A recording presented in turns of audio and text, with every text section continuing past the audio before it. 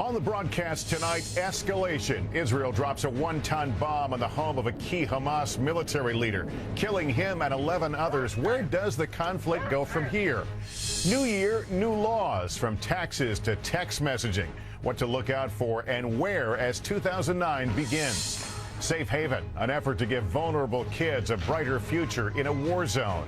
And high rollers, an up-close look at why this year's Rose Bowl parade has gone to the dogs. Nightly News begins now. From NBC News World Headquarters in New York, this is NBC Nightly News with Brian Williams. Good evening and Happy New Year. I'm Lester Holt in tonight for Brian Williams. 2009 begins in the Middle East with Israel raising the stakes in its all-out assault on Gaza, killing a high-level Hamas leader during an air attack today. With more than 400 Palestinians now dead and more than 1,700 wounded in the six-day operation, Israel says it won't let up until it is no longer threatened by Hamas rockets, rebuffing international calls for a ceasefire. NBC's Martin Fletcher reports tonight from near the Israel-Gaza border.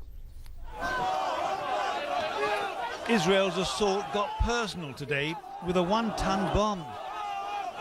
Targeted for assassination, Nizar Ryan, one of Hamas's top 5 leaders. A massive explosion obliterated his home, and then a second, which Israel says was a weapons store hidden in the basement. Ryan was killed, a legendary religious and military leader. He taught suicide bombers, even sending his own son on a suicide mission. Defiant to the end, yesterday he called out on Hamas TV, "God is greater than Israel, its planes, its rockets." Killed with him 4 wives and 11 of his children. Hamas immediately vowed revenge, but Israel says it's targeting more Hamas leaders. We mean business, and our aim is to change the circumstances totally. That means stop Hamas firing rockets into Israel. But they fired more than 40 today. One crashed into this 8-story building in Ashdod, only 15 miles from Tel Aviv. Nobody was hurt, but plenty were shocked and want revenge. No ceasefire. I don't want ceasefire. An Israeli shell just fell over there about a mile away inside Gaza. We know today that the Israeli army has recommended a brief but very strong ground invasion into Gaza. The army is ready, just waiting for the order. While in Paris, a diplomatic offensive.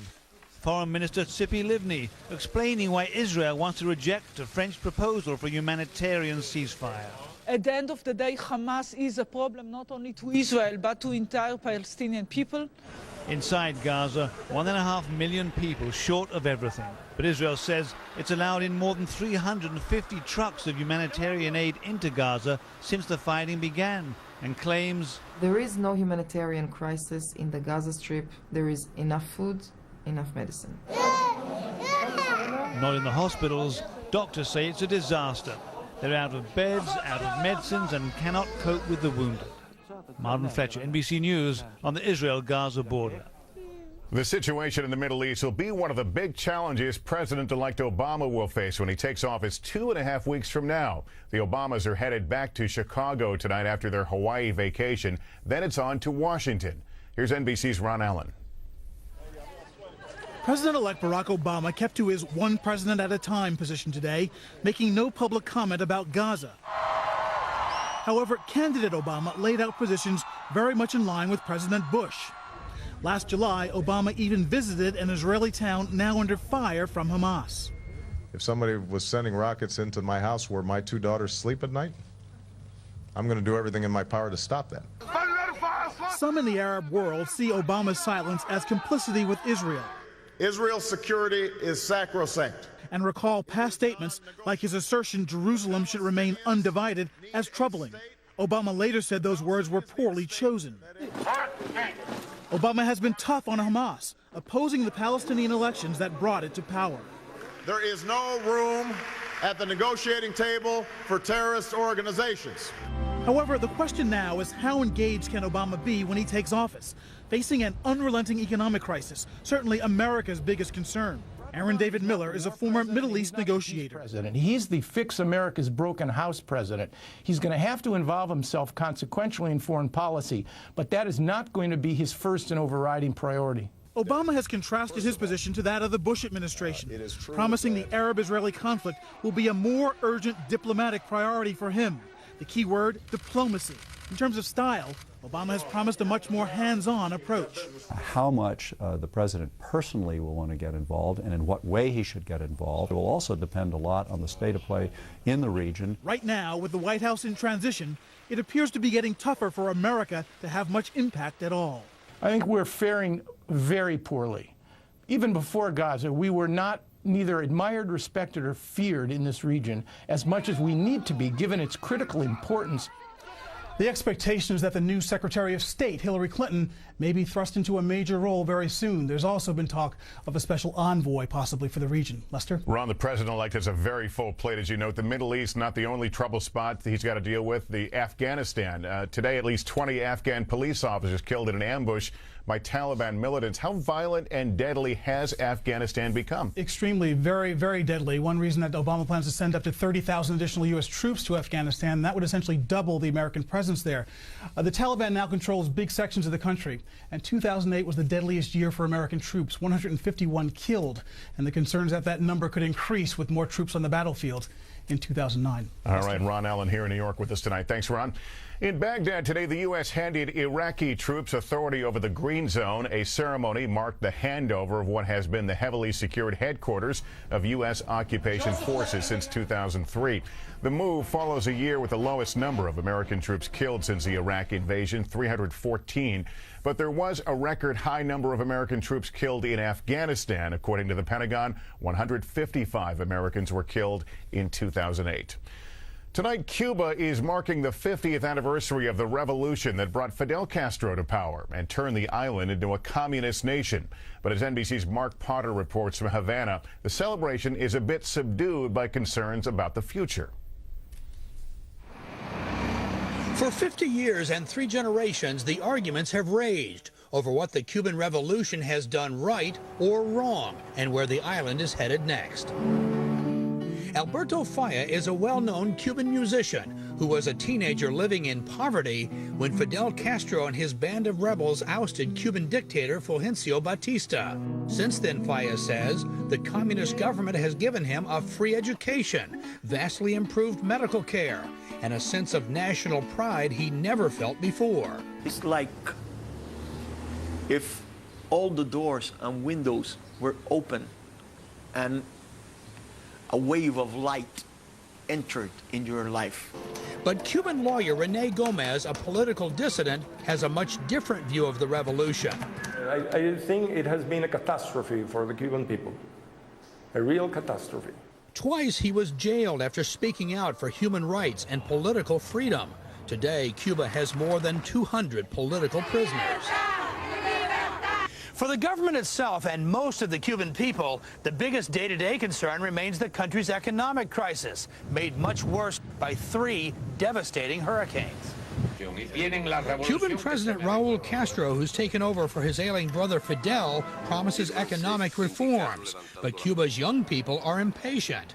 Many here are actually looking to Barack Obama for help, hoping he will keep his promise to make it easier for Cuban Americans to travel and send money to the island, and perhaps open a dialogue as generations change in both the U.S. and Cuba. And that provides some opportunities, I think, for both sides to come together and take a fresh look. But others warn against expecting too much from Raul Castro. He's inheriting a tough regime led by tough military people that have a vested interest in remaining in power. Cuban officials say there will be change, but insist it will be gradual, without pressure from the U.S. Mark Potter, NBC News, Havana. Here at home, this first day of the year brings a host of new state laws, from measures banning drivers from sending text messages to a law designed to help homeowners be better neighbors. We get the roundup from NBC Justice correspondent Pete Williams. Starting today in California, no texting behind the wheel. A new law makes it a crime to write, send, or read a text message while driving. I know I found myself almost rear-ending a couple of people because of texting, and I think it's dangerous. Smokers in Oregon have fewer places to light up today as an existing ban on workplace smoking is expanded to cover bars, bowling alleys, and bingo parlors. But under a new law approved by voters in Massachusetts, smokers of marijuana can no longer be charged with a crime if they possess a small amount. It's a $100 fine instead. Some prosecutors think that will lead to more business for illegal drug dealers. This law would allow kids and everybody else to possess up to an ounce of it. But where are they going to get it? Beginning today in Illinois, computer technicians must notify the police if they suspect there's child pornography on a client's computer, even if they discover it while working in someone's home. A new law in Arkansas bans adoption by couples who are not married. Advocates say it was intended in part to prevent gay adoption. It's to protect children. Number two, it's to blunt a gay agenda that's at work around the country. But just this week, the ACLU filed a legal challenge to the new law. Starting this month, visitors to the U.S. from Europe and other countries where visas are not required must nonetheless fill out a U.S. government online form before they travel here. It's intended to give U.S. intelligence agencies more time to screen for potential terrorists. We can review the information, we can make a judgment before someone gets on a plane whether we're concerned about the risk that they pose. And beginning today, an only in California law kicks in, intended to reduce residential conflict. It bans prosecuting homeowners whose trees block their neighbors' newly installed solar panels. Pete Williams, NBC News, Washington. And then there are some traditions, new and old, this New Year's Day, starting with its first moments as Bill and Hillary Clinton presided over the ball drop in Times Square. And this morning, the Rose Parade with a hats-off theme this year. In Chicago, baseball's famed Wrigley Field was converted into the world's biggest pond hockey game. Sadly for the home crowd, the Blackhawks lost to the Detroit Red Wings 6-4. So much for the friendly confines. When Nightly News continues this New Year's Day, the war next door, Mexico's out-of-control drug violence, plunging a popular tourist destination into chaos. And later, the hit of this year's Rose Parade, these dogs are on a roll. Good job. Go Bulldog, go Bulldog. A bomb scare disrupted New Year's Eve in Aspen, Colorado, and authorities evacuated 16 downtown blocks. Police detonated 4 homemade bombs, 2 that included threatening notes. No one was hurt. The suspect, who had a history of disputes with the city, was found dead this morning of an apparent suicide. 10 suspected drug lords have been extradited from Mexico to stand trial in the U.S., capping off one of the most violent years in Mexico's drug war. Almost 5,400 people have died, with some 400 killed since September in Tijuana, just south of San Diego. And that's where we find NBC's George Lewis. It is an all-too-common sight in Tijuana. People, including innocent children, fleeing from gunfire as this city's drug wars rage unchecked. Rival cartels battling for the lucrative narcotics trade. Some of the violence spilling across the border to the U.S. side. Victor Clark Alfaro is with Tijuana's Binational Center for Human Rights. In our city, there are an average of 6 to 8 people being killed per day since the end of September as a consequence of this battle. Law enforcement officials say much of that violence is orchestrated by a mysterious figure, Teodoro Garcia Cimental, nicknamed El Teo. His hitmen leave a gruesome trail of bodies, some beheaded, others hacked up and thrown into barrels of acid. The assassins show their victims no mercy. In a scene that could have been lifted from a Hollywood crime drama, a hit squad invaded this hospital to finish off a patient being treated for gunshot wounds. And across the street from this school, 12 other bodies were dumped. We went there with Tijuana journalist Vicente Calderon. So you've been here 20 years. Is this the worst you've seen, the violence? This is the worst. There's no doubt about it. We never seen so many bodies. Calderon, working with public radio station KPBS in San Diego, has created a website showing where the hundreds of murders and kidnappings have occurred. The map of Tijuana covered with icons representing all those bodies. This holiday season, the shopping streets of Tijuana are pretty empty. American tourists scared away. Roberto Quijano Sosa, president of an employers association, says businessmen are pressuring the government to do something. Certainly it's out of control. to the authorities, it's totally out of control. Now, because local police have been ineffective, the Army has taken over patrolling the streets of Tijuana. A troop surge in the drug war, a war that shows no sign of letting up. George Lewis, NBC News, Tijuana, Mexico. And when we come back this New Year's Day, street kids get a chance for a better future.